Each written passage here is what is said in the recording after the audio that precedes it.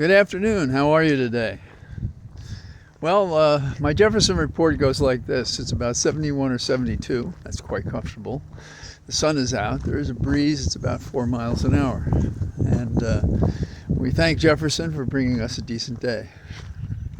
Also in court, I think, the thoughts that rumble around in my head mostly, I look for other issues, as I start walking, things I've thought about or things I think you'd care about. And it's clear to me that the centerpiece of America right now is the trial of Trump. And how we handle that and how we handle its outcome, I think, are critical to restoring the republic and to destroying the influence of the oligarchs and those who don't care for this nation, don't believe in democracy, don't believe in equality, don't believe in equal justice before the law. And I think we've been taking strides in the trial because we're having an opportunity to show the world who Trump and his corrupt minions are. And it involves no less than his own counsel. Now, I've come across judges who may have strongly disagreed with me or did absolutely.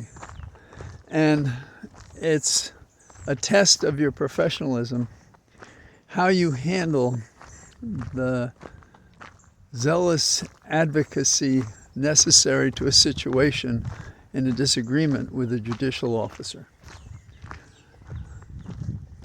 Among the ways to do that are to have facts. And the interpretation of those facts may get people into strong disagreement. A bias unappreciated by one of the other parties makes a difference as well.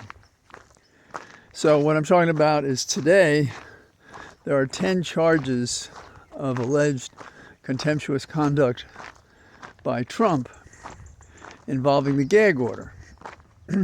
And the government went through its proposal that was basically that Trump should pay $1,000 for each of these 10 offenses and be warned that incarceration is possible. The judge did not decide what to do about that. Now, Todd Blanche, and whenever I hear the word Blanche, I think of white or pale as from fear, or Blanche de Bois, a wonderful character in a play. And Blanche was arguing to the court that all Trump was doing was responding to those attacking him. And there are two problems with that. One is the content of witnesses on the street saying things about Trump are not themselves threats, coercion, and they're certainly full of distortion.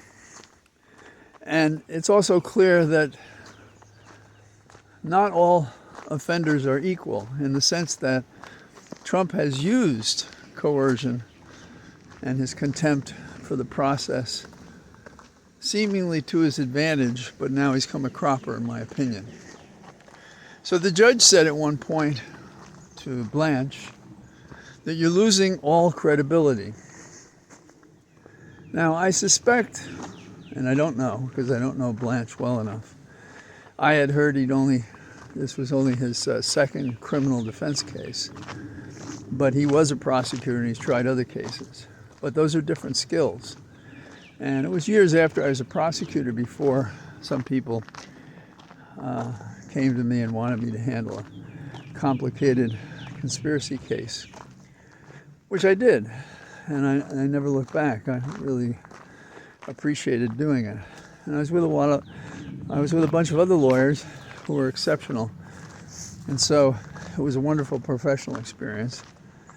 And it had good and mixed results because there were a number of defendants in the case. I don't know that Blanche has anything comparable.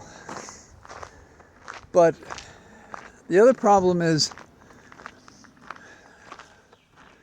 Are you selling your soul for the company store?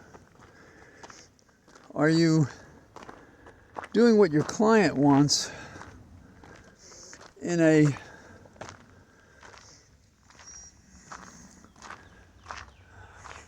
wrong attempt at puppetry for an outcome that becomes more elusive? In other words, as you stray from the facts in a case and how you select them and how you present them, how you give a narrative of what's going on that persuades the mind, you often find that the law will follow. Not always. And so, to say to the public that all Trump wants to do is to respond to others, to any person who has a heart beating, and air passing through his or her lungs, knows that that's just not what Trump is doing. Now, we're also at another critical step here. And it's kind of off the misconduct, if you will. We've had Pecker on the stand, which is an unfortunate name, obviously, and it so fits a scandal that involves Trump laying with other women and trying to convince us that that's not what he did, particularly after the Access tapes we've heard, but there it is. Also, we have thousands of pictures of him over the years. So, and what Pecker is saying is basically that he and Trump were helping each other. Pecker heard things, he would help quiet the possible noise that would impair Trump's effort to get elected. So we've established the first principle. Apparently it's gone well so far, but he hasn't been cross-examined yet, and there are a few questions that they'll have for him on Thursday. Now, Thursday is also the day that there's the Supreme Court argument about the immunization of Trump or any president against any prosecution for any act that they might perform. I'm overstating it, but I'm in court that day, but not before the Supreme Court. I'll be before the D.C. Circuit Court on a case having nothing to do with these other cases. So, what else happened today? The charge that brings Trump to court is falsification of records, with the intent of violating a second law. And the second law is a conspiracy to promote or prevent an election. So the argument goes, the false statements that were made to conceal what Trump and Pecker and Cohen and so on did together was all to promote the election of Donald Trump. QED, quod erat demonstrandum. Remember your Euclid.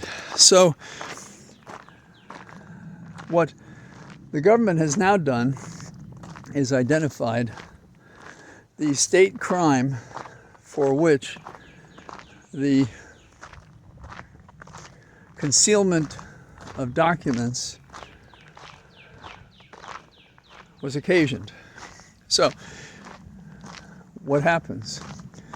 What happens is, if the government continues as it has in these few hours at the beginning of the trial, it will surely lay out each of these exhibits, each of these charges that has as its purpose promoting the election of Trump in 2016.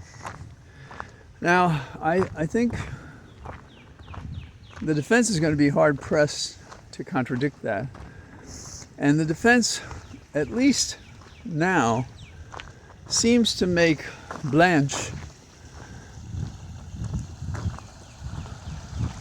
look unprepared or off his game making arguments that don't seem to work.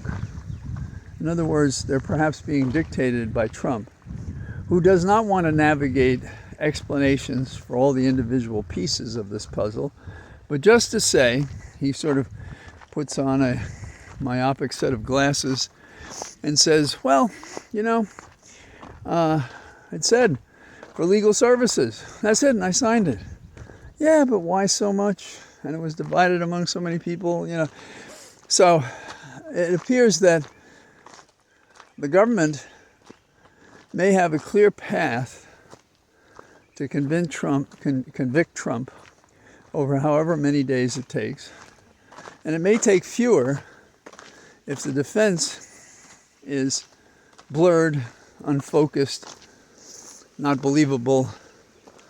And as the judge said to the lawyer, losing all credibility.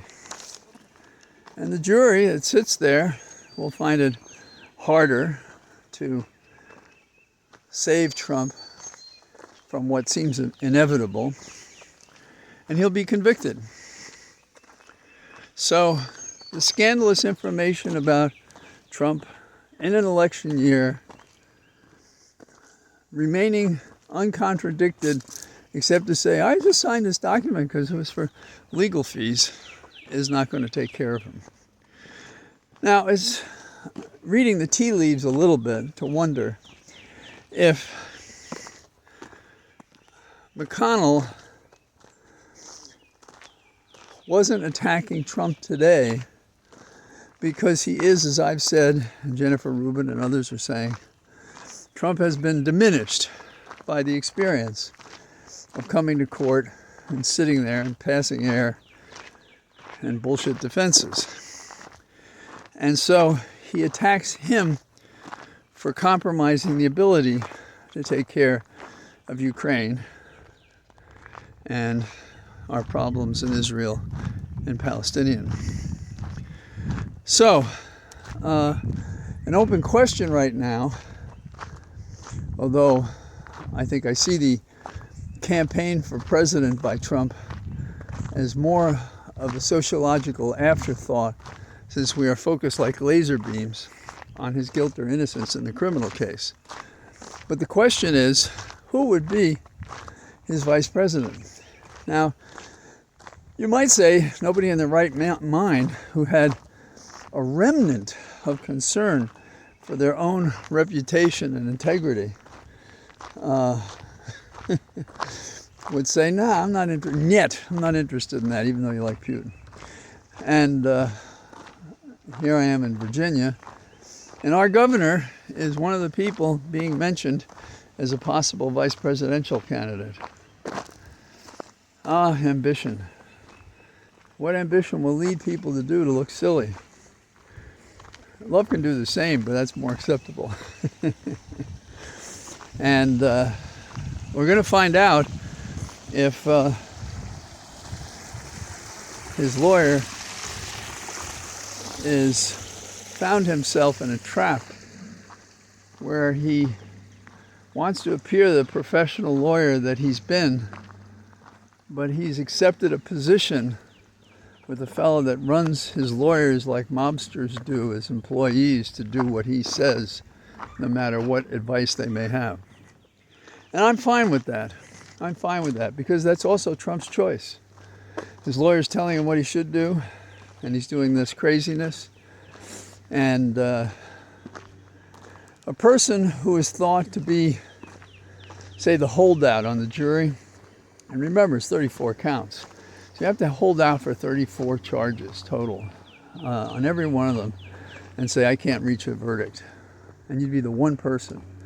And the weaker the defense, the harder it will be for even corrupt persons, if they sneaked onto the jury, to stand by Trump and risk their own freedom.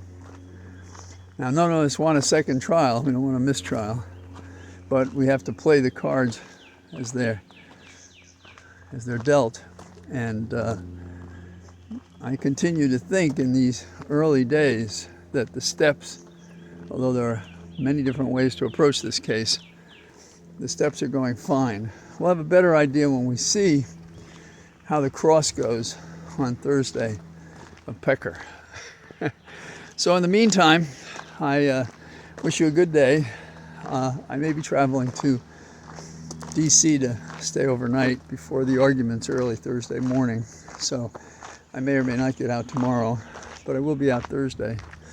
So I say, have a good day from my Cathedral of Trees. All the best. Bye-bye.